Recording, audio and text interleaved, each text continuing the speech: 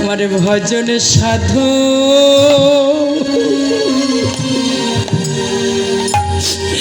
বলি কই মা হলো ভবে ভজবা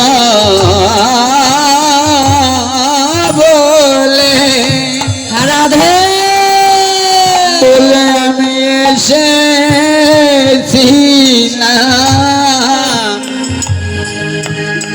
আমার ভজন সাধন সাধন আমার কইবা সাধের মানব জন বিফল হলো ভজন সাধন কইবা হলো ভজিব বলে এসেছিলাম আমরা ভজন সাধন কইবা হলো সার হইল আমার ভজন সাধন হলো না কৃষ্ণ বলে না কাঁদিল আমার যাওয়া আশা সার হইল যেমন এলাম আর তেমনি গেলাম আমার আশা যাওয়া সার হইল ভজন সাধন হলো না আমার আশা যাওয়া সার হইল আমার মানব জনম বিফল হলো ভজন সাধন কইবা হলো মানব জনম বিফল গেল আশা যাওয়া সার হইল মানব জনম বিফল গেল আশা যাওয়া সার হইল আমি ভজিব বলে এসেছিলাম ভজন সাধন কইবা হলো বলে এসেছিলাম ভজন সাধন কইবা হলো হবে আমার আশা যাওয়া যাওয়া সার হইল এত সাধের মানব জন্ম নিয়ে ভগবানকে প্রতিশ্রুতি দিয়ে এসেছিলাম ভগবান তুমি একটা মনুষ্য জন্ম করে আমাকে দাও আমি ওখানে গিয়ে তোমার ভজনা করবো কোনো কীর্তন করবো কিন্তু মা যেই না সাধের মানব জন্ম পেয়ে এই পৃথিবীতে ভবের হাটে ভবের মাঝারে এলাম সঙ্গে সঙ্গে কি হলো না ভব সমুদ্রের অতল গহ্বর আমরা তলিয়ে গেলাম যেখান থেকে কৃষ্ণ বলে কেঁদে কেঁদে সাধুর সঙ্গ করে সাধুকে আলিঙ্গন করে হরিবল হরিবল হরিবল বলে গোবিন্দ চরণের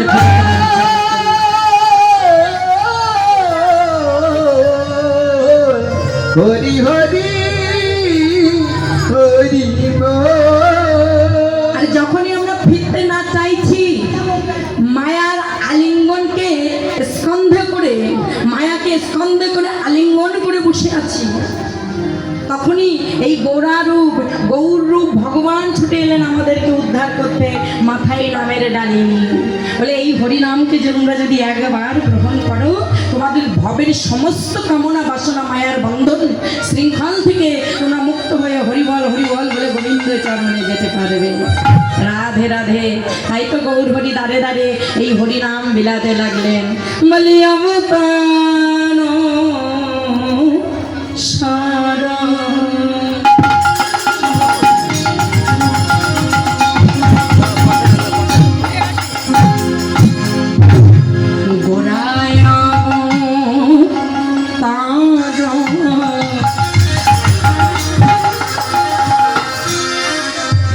কেন না ভজিলি তারে বলি অবতারের সারা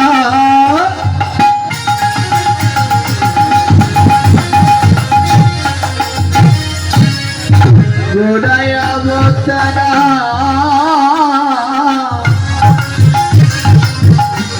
কেন না ভজিলি তারে আর করিনি রে গেল না পিও দোষে আর কদিন রে ভাই গেল না পিয়ার আপন কর্ম দোষে কর্ম দোষে সব হারালাম আমি কর্ম দোষে আমি সব হারালাম আমি গৌরে ভজ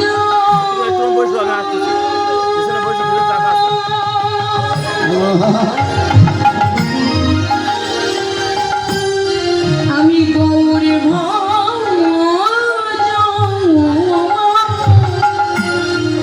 না করিলাম কর্ম দোষে সব হারালাম ওই আমি গৌর ভজ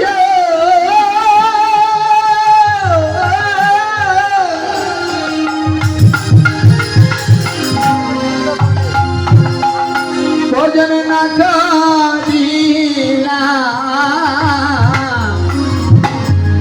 আমি কর্ম দোষে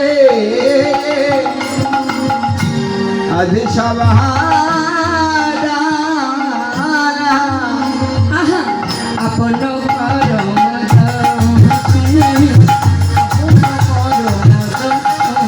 আয়ো ভাই আপন করম দোষে আপন করম দোষে আরে কণ্ঠ সে অমৃত পাইবার কণ্ঠকে রতল সদায় সে আমি তো পাইবার আসে আরে প্রেম কল্প করো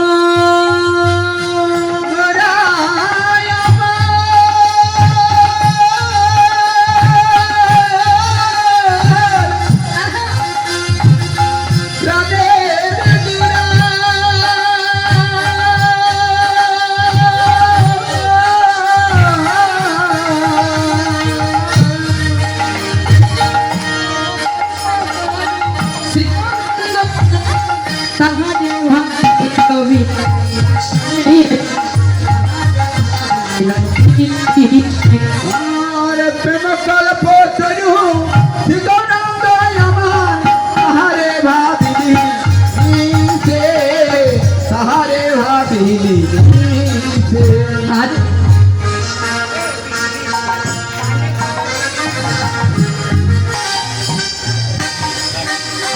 সংসার মায়ায় বদ্ধ হইলে জেনে শুনে বিষ পান করে সংসার মায়া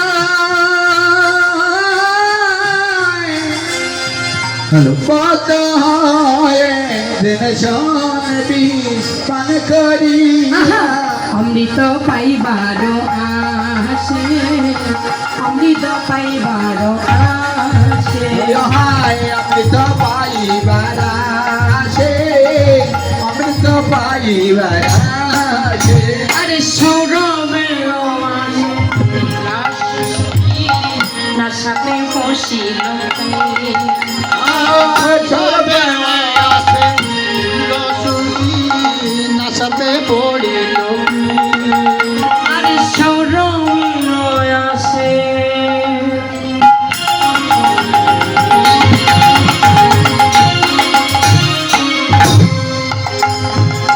পলাশ শুকিলে সাথে বসিল সরবের আসে পলাশ সখিলি নাচাতে পড়িল ক্ষুদণ্ড ভাবি কাশ চুষিলি কেমনে পাইবি আবার কোদণ্ড ভাবি কাট চুছিলি কেমন পাইবি কেমনে পাইবি দণ্ড ভাবি কাট চুছিলি তাতে না পাইলি তাতে না পাইলি বলি হারমোনিয়াম সমন কি পর আর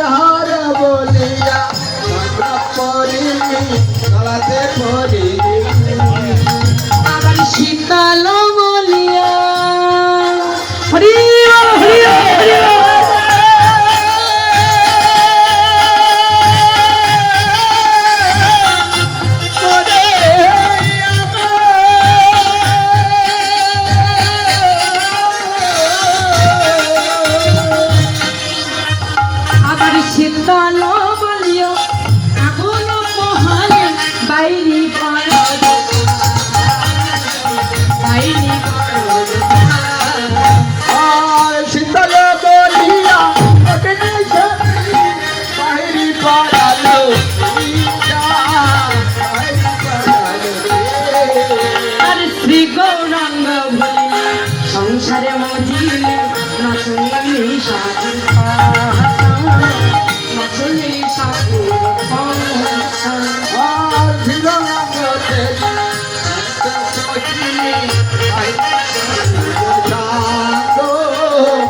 করিনি সাধু সাধু মানব জনম গেল বৃথা মানব জনম গেল গৌর ভজন হলো না রে মানব জনম গেল গৌর ভজন হলো মানব জনম গেল হরি হরি হরি মানব জনম গেল হরি হরি হরি বলো মানব জনম গেল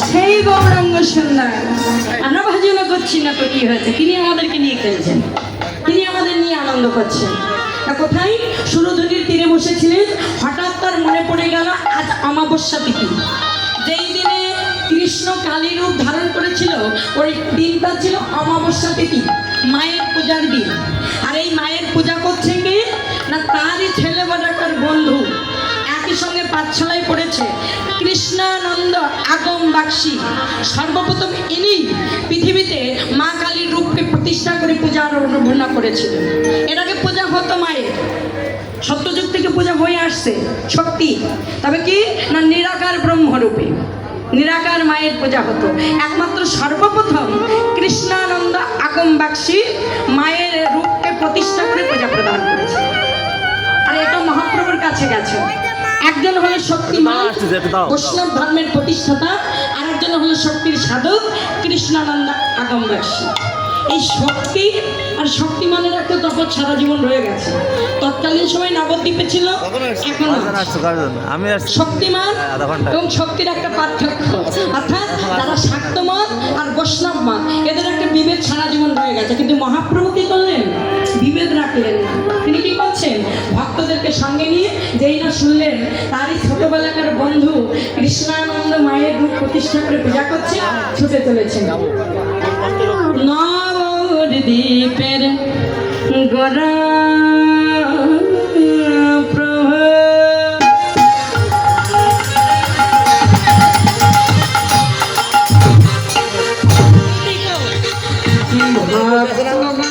পিছনে বসে আছে নবদেবের গোরা প্রভু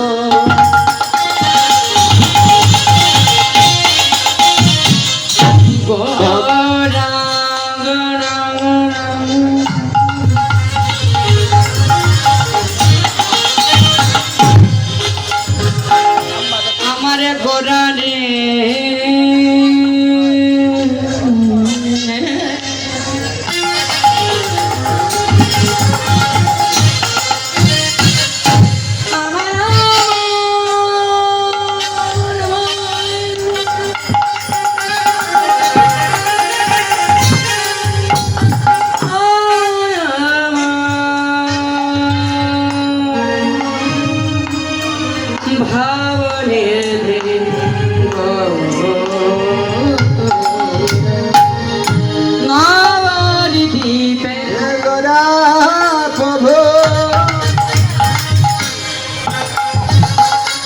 কতগণ মায়ের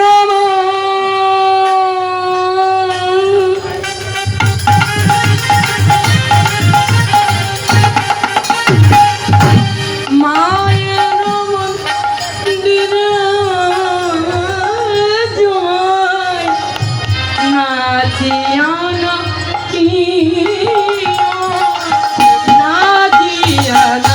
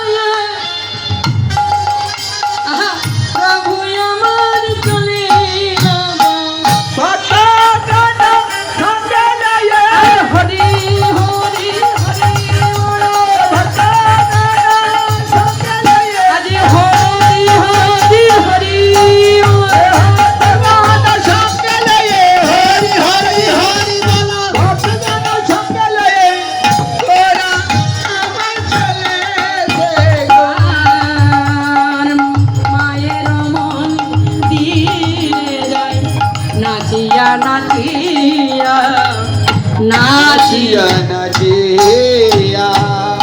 ভক্তগণকে সঙ্গে নিয়ে বলেন হ্যাঁ গো, অনেকটা কৃষ্ণ কথা হলো, চলো এবার মায়ের রূপটা দেখে আসি। তাই মায়ের মন্দিরে যাচ্ছে কৃষ্ণানন্দ আগমবাসীর গৃহে। কিন্তু কি গাইতে গাইতে, কৃষ্ণ নাম গাইতে গাইতে। ওমা, আমরাও কোথায় এসেছি? মায়ের মন্দিরে। রাধে, তো এখানে মহাপ্রভু আসছেন কৃষ্ণ নাম গাইতে গাইতে, আমরাও একটু মহাপ্রভুর সঙ্গে সঙ্গী হই।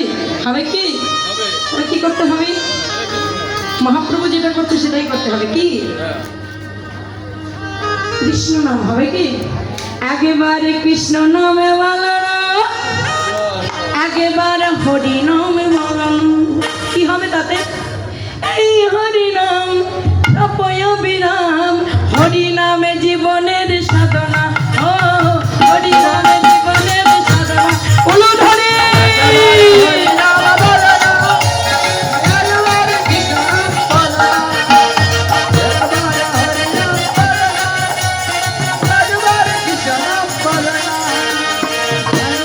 হরি নামে বলো না, একবারে কৃষ্ণ নামে বলো না।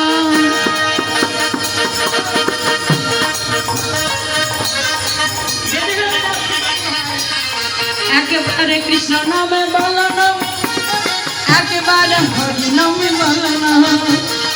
একেবারে হরি নাম বলো না, একেবারে কৃষ্ণ নাম বলো না। বলবেন না?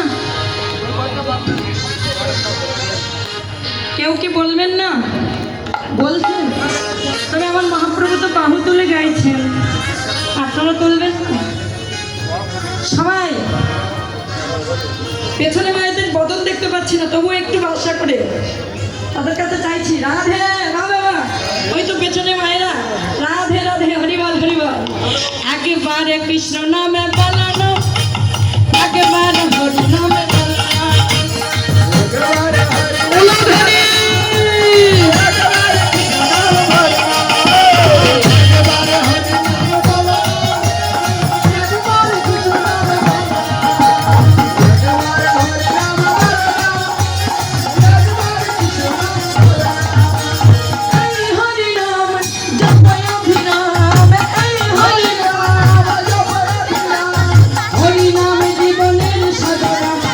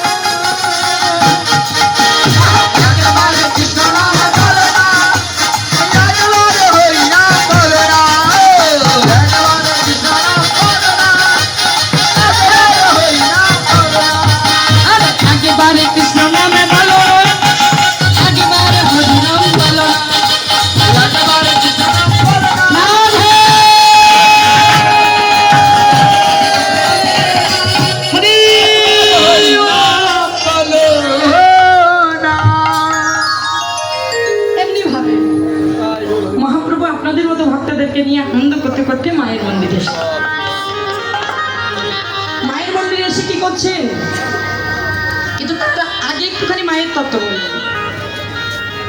এই যে মায়ের নিরাকার রূপটাকে আকার দিলেন কৃষ্ণানন্দ আগম বাক্সী নবদ্বীপে। কেমন ভাবে আকার দিলেন কি তার তত্ত্ব একটু আমরা আস্বাদন করব। মায়ের রূপে কেমন ভাবে আকার দিয়েছিলেন। ছোটবেলায় পাঠশালাতে মহাপ্রভু চৈতন্যদেব, যিনি বৈষ্ণব ধর্মের প্রতিষ্ঠাতা, এবং অন্য আরেকজন বন্ধু হলেন শক্তি মায়ের উপাসক। দুইজনে একই টোলে পড়েছে, কিন্তু দুই ধর্ম, দুইটা সংকল্প বেছে নিয়েছে। ধর্ম একই, সংকল্প দুইজনে। 5টা উপায়ে আমাদের উদ্ধারের কথা বলা হয়েছে।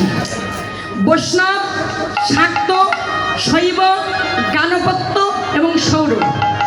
5টা দেবতাকে আরাধনা করলে, 5 ভগবানকে আরাধনা করলে আমরা উদ্ধার হতে পারবো, মোক্ষপদে প্রাপ্ত হবো। বললেন বৈষ্ণব ধর্ম, শাক্ত অর্থাৎ যারা শক্তি মায়ের আরাধনা করে, শৈব অর্থাৎ যারা শিবের আরাধনা করে, গানপত্য অর্থাৎ গণেশের যারা আরাধনা করে, আর একটা হচ্ছে সৌর মানে সূর্যের যারা আরাধনা করে। এটা সবাই উদ্ধার পাবে। রাধে রাধে রাধে রাধে। এটা আমার কথা নয়, বেদ শাস্ত্রের কথা, আদি ধর্ম গ্রন্থের কথা। যথারীতি দুইজন দুটো সংকল্প নিয়েছে।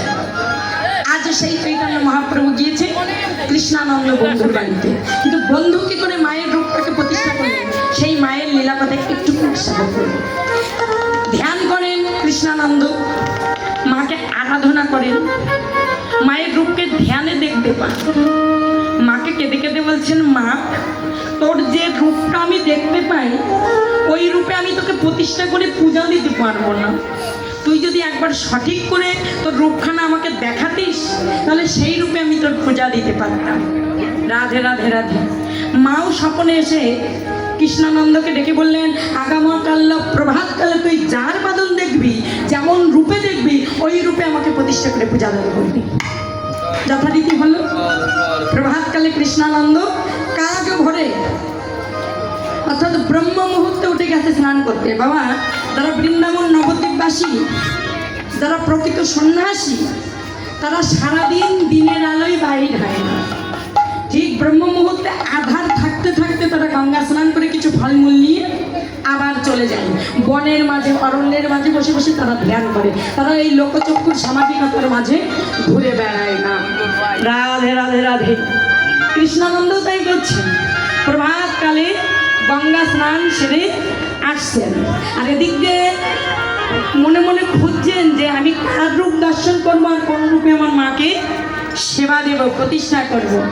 এদিকে ওই এক গোয়ালা মাতা প্রভাতকালে সমস্ত কর্ম সেরে গোবরের ঘুঁটে দিচ্ছেন।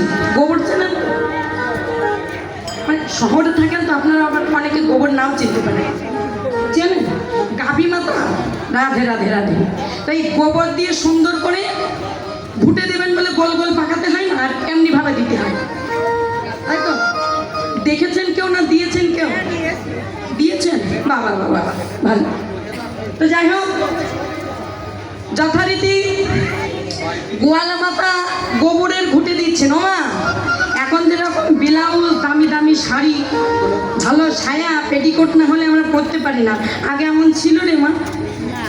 কিরকম ছিল? শুধু একখানা বাসন, ছিন্ন ভিন্ন হলেও সেটা করতে হতো।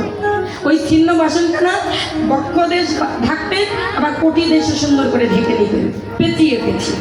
এখন ওই কাক ভরে ভোরবেলায় মায়ে, গোয়ালা মায়ের যে বাসনটা পড়ে আছে ছিন্ন ভিন্ন, এখন ওই গোবর তিনি ঘুঁটে দেবেন বলে মাখছেন।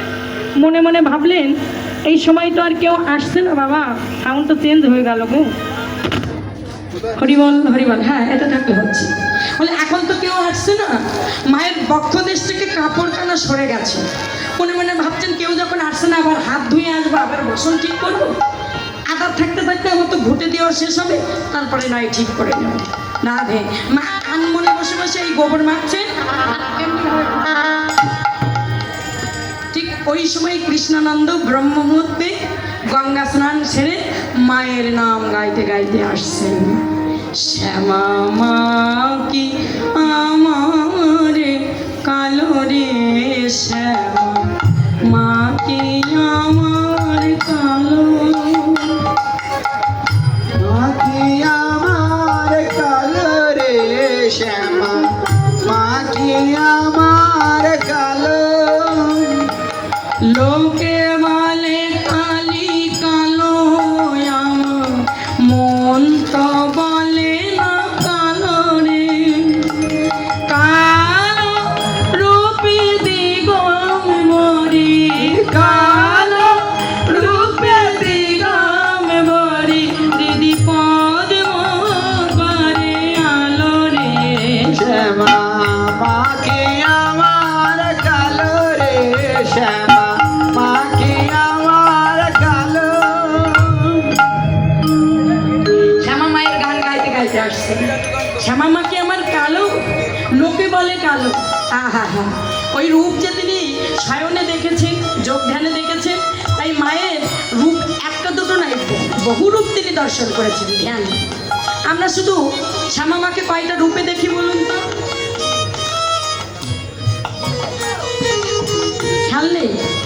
আচ্ছা, এই যে শ্যামা কালীর পূজার সময় মায়ের রূপটা দেখে নিন, রংটা দেখে নিন, কি রঙে পূজা করা হচ্ছে ওটা? হ্যাঁ, শ্যামবর্ণ, নীলবর্ণ। রাধে রাধে। কিন্তু যখন মানসিক পূজা দেওয়া হয়, কারো বাড়িতে পূজা হয় বিপদ ভঞ্জন কালী মাতা, তখন তাকে কোন রঙ? ভালো। তাহলে আমরা দুটো রূপ দেখি, কিন্তু যিনি এই গানখানা রচনা করেছেন তিনি সাদা নীল সমস্ত রঙে মাকে দেখেছেন। তাহলে এটা আমার হয় নাকি? রাধে, যিনি রচনা করেছেন ইনিও তো মায়ের সাধক। তিনি কি বলছেন? শ্যামা কখনো সে তো, কখনো পিত, কখনো নীল লোহিত রে। শ্যামা কখনো শ্বেত, কখনো পীত, কখনো নীল লোহিত রে। মায়ের সে রূপ ভাবিয়া কমল কান্ত, সে রূপ ভাবিয়া কমল কান্ত, সহজে পাগল রে। শ্যামা মাঝে আমার কালো রে, শ্যামা মাঝে আমার কালো, শ্যামা মাঝে আমার কালো রে, শ্যামা তাহলে কি? মাঝে আমার কালো। কবি এতগুলো রং লিখে ভুল লিখেছে না? তাই এই ভুলের ব্যাখ্যাটা মহাজন দিচ্ছে, বলে ভুল নয়, সঠিকই লিখেছে। ব্যাখ্যাটা কি দিচ্ছে দেখুন। আচ্ছা আমার এখানে ধরুন কেউ একজন মাথা ঘুরে পড়ে গেল হঠাৎ, কারণ ডাক্তারের কাছে গেলে আগে ডাক্তার কোনটা দেখবে বলুন তো? রক্ত পরীক্ষা করবে, রক্ত পরীক্ষা করবে না কোনটা দেখলে আগে? ডাক্তার কেউ নেই, প্রেশার, আরে রক্তের গতি, পালস। এখন যদি প্রেশারটা দেখে দেখে তার প্রেশারটা লো, অর্থাৎ রক্তের শক্তি কমে গেছে, এই মা কোন রূপে আছে আমাদের ভিতরে? রক্ত, তা রক্তের রং কি? কালী শক্তি। আর এক রূপটা হচ্ছে কালী মায়ের, তাই তো? শক্তি মা তো রাধে। তবে আমাদের ভিতরে কেমন রূপে আছে? লাল রঙের। রাধে, রক্ত রূপে আছে, লাল রঙের শক্তি রূপে আমাদের মাঝে আছে। এই লাল মাকে আমরা দেখতে পাই। তাহলে কবি পাঠক যিনি লিখেছেন ভুল লেখেননি, শক্তি রূপে আমাদের মাঝে লাল রঙে তিনি বিরাজ করেন। তাহলে সাদা রঙটা কোথায় পাবো? আচ্ছা মা, কোনো গাছকে যখন ছিন্ন ভিন্ন করা হবে, তার অঙ্গটিকে যে আটা ঝরে পড়বে, এটা কোন রঙের হয় গো? সাদা। তাহলে ওই শ্বেত শক্তিটা যদি নিংড়ে নেওয়া হয় গাছ থেকে, বৃক্ষ থেকে, তাহলে সে গাছ কি আর বাজবে? শক্তিহীন হয়ে পড়লে আর সে গাছে বাজবে না। তাই বৃক্ষের মাঝে মাথা আছে শ্বেত শক্তি রূপে, আমাদের মাঝে আছে লোহিত শক্তি রূপে। শ্যামাকালী পূজার দিন হয় শ্যামবর্ণ রূপে, আর বিপদ ভঞ্জন যেদিন পূজা করা হয় মা কালো রূপে। হরিবল হরিবল বলে আমাদের হরিবল হরিবল হরিবল হরি। শ্যামা মা কি আমার কালো রে, শ্যামা মা কি আমার কালো, আমার কালো রে, শ্যামা মাঝি। রাধে। তাহলে মায়ের কতগুলো রূপ আমরা দেখতে পেলাম। এখন এই গানটা গাইতে গাইতে কৃষ্ণানন্দ ছুটে আসছে। হঠাৎ গোয়ালা মাতার কানে গেল কৃষ্ণানন্দ মায়ের নাম গাইতে গাইতে আসছেন, কিন্তু আমার তো এই অবস্থা, বসন্ত সরে গেছে। কোমরের কটিদাসের বসন্ত আছে, কিন্তু বক্ষের বসন্ত ঝরে গেছে। আর ওদিকে কি করছে? গোমায়ের ঘুটে দিচ্ছে এমনি ভাবে। আর কৃষ্ণানন্দকে দেখেই মা সঙ্গে সঙ্গে জিভটা এঁটে ধরলেন। এই রূপে মা আছে তো। সঙ্গে সঙ্গে কৃষ্ণানন্দ এসে মায়ের চরণে প্রণাম করে বলল, মা তোর রূপ আমি পেয়ে গেছি, এই রূপেই আমি তোর পূজা করব। সেইখানে গিয়ে মায়ের ওই রূপ প্রতিষ্ঠা করে সর্বপ্রথম কৃষ্ণানন্দ আগুম বাক্সি মায়ের পূজা প্রতিষ্ঠা রূপে অর্থাৎ বিগ্রহ রূপে পূজা করেছিল। রাধে রাধে। আর সেই বিগ্রহ মন্দিরে মহাপ্রভু গেছে। কৃষ্ণানন্দ যখন ঘরের বাড়ির হয়েছে, দেখলেন আমার ছোটবেলাকার বন্ধু যিনি বৈষ্ণব ধর্মের প্রতিষ্ঠাতা গৌরহরি স্বয়ং এসেছে আমার পূজায়। তাই মায়ের হাত থেকে পুষ্প অর্থাৎ রক্ত জবা এনে গৌরের হাততে দিলেন, গৌরহরি তুমি আমার মাকে পূজা করেন। এই গৌরহরি মায়ের চরণে আজে পূজা করে পুষ্প নিবেদন করলেন। রাধে রাধে রাধে। আমার মায়ের পায়ের জবা হয়ে উঠনা ফুটে, আমার মায়ের পায়ের জবা হয়ে ওঠা ফুটে, আমার মায়ের পায়ের জবা হয়ে উঠনা ফুটে, আমার মায়ের পায়ের জবা হয়ে ওঠা ফুটে মন।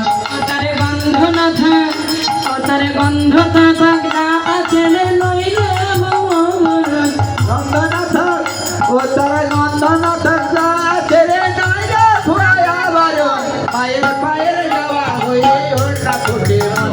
আমার মায়ের পায়ের জবা হয়ে ওঠা ফুটে মন। জানি জুই মাল কত গন্ধ যে বিমলতি হয় কত গন্ধ যে বিলায়, জুই মাল কত গন্ধ যে বিলাই, নিজের খেয়ে পরের কাছে নিজে যে বিলাই। ও মনে তার মত কি, ও মনে তার মত কি নাই রে আমার মনে মায়ের পায়ের যাওয়া হয়ে ওঠা ফুটে মন। আমার মায়ের পায়ের যাওয়া হয়ে ওঠা ফুটে মন। আমার মায়ের পায়ের জামা হয়ে উঠা ফুটে মন, আমার মায়ের পায়ের যাওয়া হয়ে ওঠা ফুটে মন। আমার মায়ের পায়ের যাওয়া হয়ে ওঠা ফুটে মন। মায়ের চরণে পুষ্পাঞ্জলি দিলেন। মহাজন এই রূপটাকে দেখলেন, লিখে তিনি কলম দিলেন, জাতি ভেদে ভেদে বুদ্ধি জ্ঞানী জনে নাহি করে, জাতি ভেদে ভেদে বুদ্ধি জ্ঞানে জনে নাহি করে।